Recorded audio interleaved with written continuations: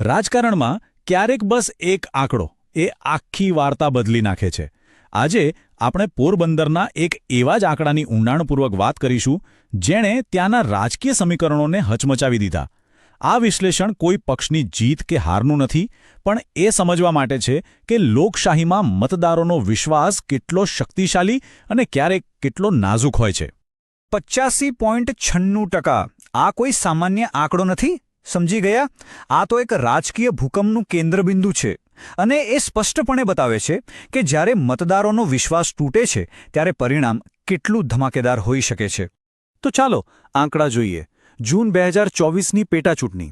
ભાજપને મળ્યા લગભગ 86% મત અને કોંગ્રેસ સીધી 11%થી પણ નીચે. મતલબ કે લગભગ 75 પોઈન્ટનો સ્વિંગ. જરા વિચારો, ફક્ત 1.5 વર્ષમાં આટલો મોટો ફેરફાર. તો સવાલ એ છે કે આખરે આવું થયું કઈ રીતે? કોઈ મતવિસ્તારનું રાજકારણ આટલી હદે, આટલું જડમૂળથી કઈ રીતે બદલાઈ શકે? આ કોઈ સામાન્ય ફેરફાર નહોતો. આ એક રાજકીય સુનામી હતી. અને આજે આપણે આ સુનામીના મૂળ કારણોની તપાસ કરીશું. તો આ આખી વાતને સમજવા માટે આપણે સ્ટેપ બાય સ્ટેપ આગળ વધીશું. પહેલા પોરબંદરના આ રાજકીય આંચકાને જોઈશું, પછી મતદારોના મનમાં શું ચાલી રહ્યું છે એ સમજીશું. આગળ આ સીટના ઇતિહાસ પર નજર કરીશું, પડકારોનું વિશ્લેષણ કરીશું અને વિશ્વાસ પાછો મેળવવા માટે શું કરી શકાય એની વાત કરીશું. અને છેલ્લે આ બધો ડેટા સારા શાસન માટે કઈ રીતે ઉપયોગી છે એની ચર્ચા કરીશું. તો શરૂઆત કરીએ વિભાગ 1થી. પોરબંદરનો રાજકીય આંચકો. યાદ કરો, 2022માં કોંગ્રેસના ઉમેદવાર અર્જુનભાઈ મોઢવાડિયા જીત્યા હતા, પણ માર્જિન બહુ નાનું હતું, ફક્ત 4.92%નું. અને પછી માર્ચ 2024માં એમણે પક્ષ બદલ્યો અને ભાજપમાં જોડાઈ ગયા. બસ આ એક જ ઘટનાએ બધું બદલી નાખ્યું. પેટાચૂંટણી આવી અને આખું રાજકીય સમીકરણ ઊંધું વળી ગયું. પોરબંદર ગુજરાતનું એક ઐતિહાસિક શહેર. આ ખાલી એક મત વિસ્તાર નથી, આ મહાત્મા ગાંધીની જન્મભૂમિ છે. એટલે આ જગ્યાનું એક નૈતિક વજન છે. અહીંનું રાજકારણ પણ હંમેશાથી જટિલ રહ્યું છે. સ્થાનિક મુદ્દાઓ, જ્ઞાતિના સમીકરણો અને નેતાઓની પોતાની ઓળખ, આ બધાનું એક ગૂંચવણભર્યું મિશ્રણ. સારું, ચાલો હવે આંકડા અને ઇતિહાસથી આગળ વધીને સીધી લોકોની વાત કરીએ. કારણ કે અંતે તો રાજનીતિ લોકો માટે જ છે, ખરું ને? તેમના જીવન, તેમની સમસ્યાઓ, તેમની આશાઓ. તો મતદારોના મનમાં ખરેખર ચાલી શું રહ્યું હતું? જ્યારે લોકોની ફરિયાદો જોઈ તો 2 મુખ્ય મુદ્દાઓ સામે આવ્યા. પહેલું, બેરોજગારી અને નોકરીઓ, અને બીજું, પાણીની સમસ્યા પીવા માટે અને ખેતી માટે. આ સિવાય રસ્તા, વીજળી જેવી સુવિધાઓ અને આરોગ્ય શિક્ષણની પણ ચિંતા હતી. આ ફક્ત યાદી નથી, આ લોકોના જીવનના વાસ્તવિક પ્રશ્નો છે. પોરબંદરની અર્થવ્યવસ્થાને જરા ઊંડાણથી જોઈએ. અહીં માછીમારી, બંદર અને સિમેન્ટના મોટા ઉદ્યોગો છે. તેમ છતાં યુવાનોમાં બેરોજગારીનું પ્રમાણ ઊંચું છે. ઘણા યુવાનોને કામ માટે શહેર છોડીને બહાર જવું પડે છે. ખેડૂતોને સિંચાઈ માટે પૂરતું પાણી નથી મળતું અને પાયાની સુવિધાઓમાં હજુ પણ સુધારાની જરૂર છે. આ જે આર્થિક તણાવ છે જે લોકોના મતમાં દેખાય છે. અને અહીં એક મહત્વની વાત સમજવી જરૂરી છે. આપણું બંધારણ દરેક વ્યક્તિના ગૌરવને સૌથી ઉપર રાખે છે. અને આ ગૌરવમાં શું આવે? પોતાની વાત કહેવાનો અધિકાર અને સુરક્ષિત આજીવિકા મેળવવાનો અધિકાર. એટલે જ્યારે લોકો નોકરી અને પાણીની વાત કરે છે ત્યારે તેઓ ફક્ત સુવિધાઓ નથી માંગી રહ્યા, તેઓ પોતાના બંધારણીય હકની વાત કરી રહ્યા છે. હવે પોરબંદરના રાજકીય ઇતિહાસ પર એક નજર કરીએ. 2024માં જે થયું એ કોઈ અચાનક બનેલી ઘટના નહોતી.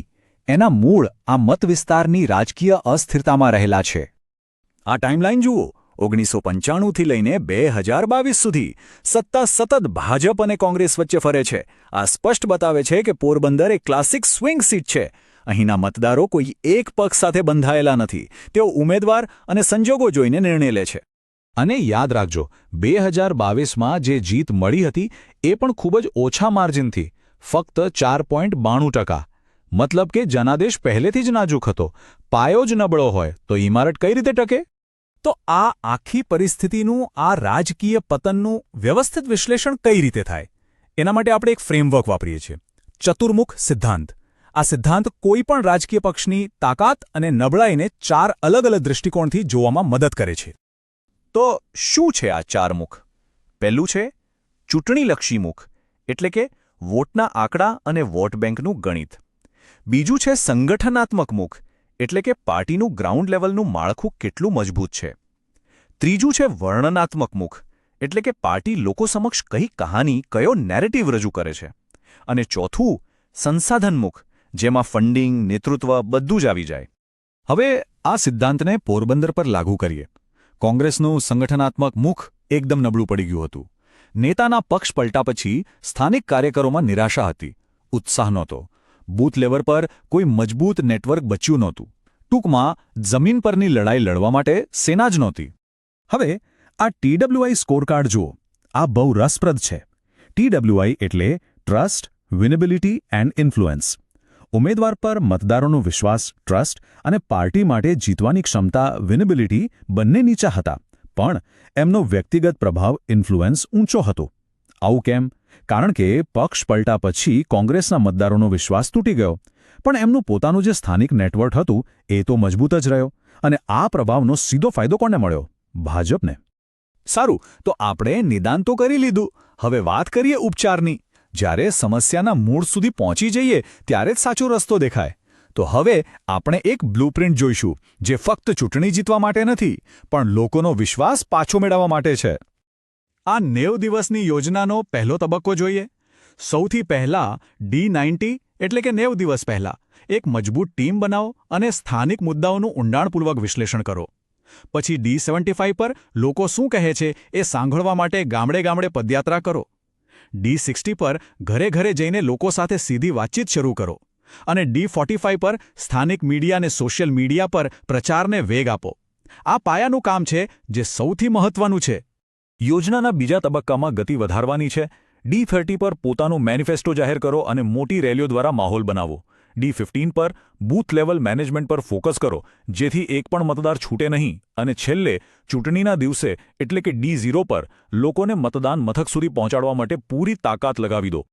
આજના સમયમાં ડિજિટલ સ્ટ્રેટેજી વગર તો ચાલે જ નહીં. આમાં શું કરી શકાય? યુવાનો માટે ખાસ વોટ્સએપ અને ફેસબુક કેમ્પેન ચલાવી શકાય. સ્થાનિક મુદ્દાઓ પર જીઓ ટાર્ગેટેડ મોબાઈલ એડ્સ આપી શકાય.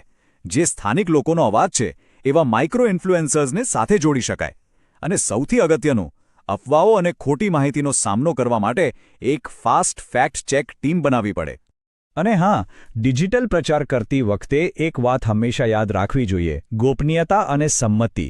જવાબદાર રાજકારણ એ જ છે જે મતદારના ડેટાનું અને તેમની પસંદગીના અધિકારનું સન્માન કરે. ભારતના ડેટા પ્રોટેક્શન કાયદા પણ એ જ કહે છે કે લોકોનો સંપર્ક તેમની મંજૂરીથી જ થવો જોઈએ અને તેમના ડેટાનો દુરુપયોગ ન થવો જોઈએ. તો હવે આપણે આ વિશ્લેષણના અંત તરફ આવી ગયા છીએ. આખી ચર્ચાનો સાર શું છે? આ વાત ફક્ત એક ચૂંટણી જીતવા કે હારવાની નથી.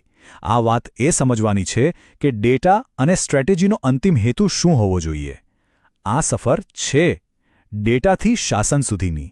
એક વાત હંમેશા યાદ રાખવી જોઈએ: ચૂંટણીઓ ફક્ત સત્તા મેળવવા માટે નથી હોતી.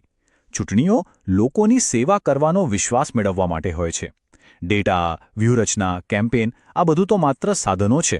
સાચું લક્ષ્ય તો શાસનને વધુ સારું બનાવવાનું અને લોકોના જીવનમાં હકારાત્મક બદલાવ લાવવાનું છે. આ જ રાજનીતિનો સાચો હેતુ છે.